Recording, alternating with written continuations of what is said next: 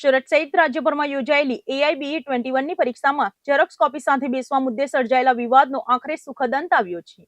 બાર કાઉન્સિલના સભ્યની સમયસરની રજૂઆત બાદ વિદ્યાર્થીઓને ઝેરોક્સ કોપી સાથે પરીક્ષા આપવાની તાત્કાલિક મંજૂરી અપાતા મોટી રાહત મળી હતી. ઓલ ઇન્ડિયા બાર એક્ઝામિનેશન એટલે કે AIBE 21ની પરીક્ષા દરમિયાન આજે ગુજરાતના વિવિધ કેન્દ્રો પર એક મોટો વિવાદ સામે આવ્યો હતો. ખાસ કરીને સુરતના કામરેજ અને રાજકોટના પરીક્ષા કેન્દ્રો પર સવારના સમયે જ્યારે પરીક્ષાર્થીઓ કેન્દ્ર પર પહોંચ્યા ત્યારે ત્યાં તેના સ્ટાફ દ્વારા વિદ્યાર્થીઓને કાયદાના પુસ્તકો તેમજ બેર એકની ઝેરોક્સ નકલો સાથે પરીક્ષા હોલમાં પ્રવેશ આપવાનો સ્પષ્ટ ઇનકાર કરી દેવામાં આવ્યો હતો. આ અચાનક લેવાયેલા નિર્ણયને કારણે કેન્દ્રો પર પરીક્ષાર્થીઓ અને સંચાલકો વચ્ચે ઉગ્ર દલીલો થઈ હતી અને હોબાળો મચી ગયો હતો. કેન્દ્રો પર પ્રવેશ ન મળતા મૂંઝવણમાં મુકાયેલા અને સમય બગડતો જોઈ ચિંતિત બનેલા વિદ્યાર્થીઓએ તાત્કાલિક ધોરણે બાર કાઉન્સિલ ઓફ ગુજરાત એટલે કે BCGના સક્રિય સભ્ય ઝકી મુખ્તિયાર શેખનો સંપર્ક સાધ્યો હતો અને પોતાની મુશ્કેલી અંગે રજૂઆત કરી હતી. ગરીબ અને મધ્યમ વર્ગીય વિદ્યાર્થીઓના ભવિષ્યનો સવાલ હોવાથી ઝકી શેખે આ મામલે સહેજ પણ વિલંબ કર્યા વગર સીધો દિલ્હી ખાતે બાર કાઉન્સિલ ઓફ ઇન્ડિયા એટલે કે BCIના ચેરમેન મનનકુમાર મિશ્રા સાથે ટેલિફોનિક સંપર્ક કરીને સમગ્ર પરિસ્થિતિથી તેમને વાકેફ કર્યા હતા.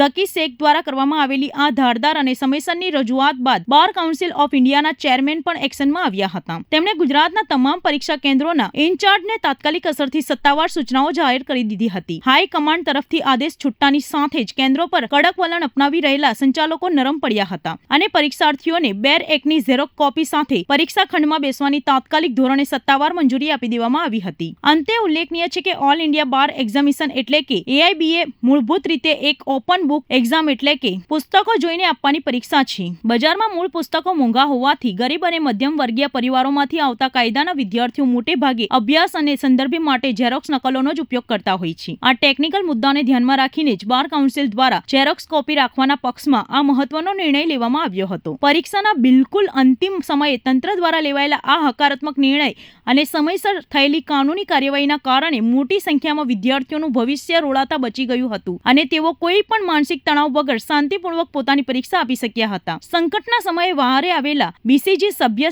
ઝકી શેખની આ સફળ રજૂઆત બાદ પરીક્ષા કેન્દ્રોની બહાર હાજર તમામ વિદ્યાર્થીઓ અને વાલીઓમાં ભારે ખુશીનો માહોલ જોવા મળ્યો હતો અને તેમણે બાર કાઉન્સિલનો આભાર વ્યક્ત કર્યો હતો. હું એડવોકેટ ગિરીશ યાદવ આજ રોજ સરસ્વતી હિન્દી વિદ્યાલય ગોરાડા નેર પાસે મારી વાઈફની બાર કાઉન્સિલિંગની એક્ઝામ હતી. આ સ્કૂલમાં આવ્યા પછી 11 વાગે અમે આવ્યા ત્યારે ખબર પડી કે બાર એકની ઝેરોક્સ એલાઉડ નથી. બાર કાઉન્સિલિંગ કે BCG એ કોઈ પરિપત્ર જાહેર નથી કર્યું કે તમે ઝેરોક્સ નહીં લઈ જઈ શકો. એના પછી હું અમારા બારના મેમ્બર ઉદયભાઈ પટેલને ફોન કર્યો, ભાઈભાઈ રબાડી BCG મેમ્બર એમને ફોન કર્યો. એના પછી આ સ્કૂલવાળા છે પોતાની મનમાની કરીને ચલાવતા નહીં હતા. છેલ્લે લોકો 12:30 વાગે બધા સ્ટુડન્ટને અંદર જવા દીધું. જ્યારે અમે મેડમને પૂછ્યું તમારી પાસે પરિપત્ર છે તો મને વોટ્સઅપ પર ટાઈપ મેસેજ બતાવ્યો કે આ મોબાઈલ વોટ્સઅપ પર મેસેજ આવ્યો છે. ક્योंकि બેન અમને લેખિતમાં યા તો કોઈ પરિપત્ર બતાવો કે બાર તમે આ મેસેજ કર્યો હોય કે ભાઈ બુક એલાઉડ નથી ઝેરોક્સ. કઈ મેડમ તમને રોકવા આવેલી હતી? સ્કૂલના સ્ટાફના હતા, સરસ્વતી હિન્દી વિદ્યાલય સ્કૂલના સ્ટાફના. જ્યારે હું આ બાબત પર સિનિયર મેડમ થી વાત કરી? હા, મારી વાત થઈ. સુરત ડિસ્ટ્રિક્ટ કોર્ટના જે ઉદયભાઈ પટેલ પ્રમુખ સાહેબ છે, નાકાણી સાહેબ છે, દિવ્યાબેન પટેલ, દિવ્યાબેન કોસંબિયા છે, એમની સાથે વાત થઈ મારી. અહીંયા કોઈ સ્કૂલના પ્રશાસનમાં કોઈની વાત?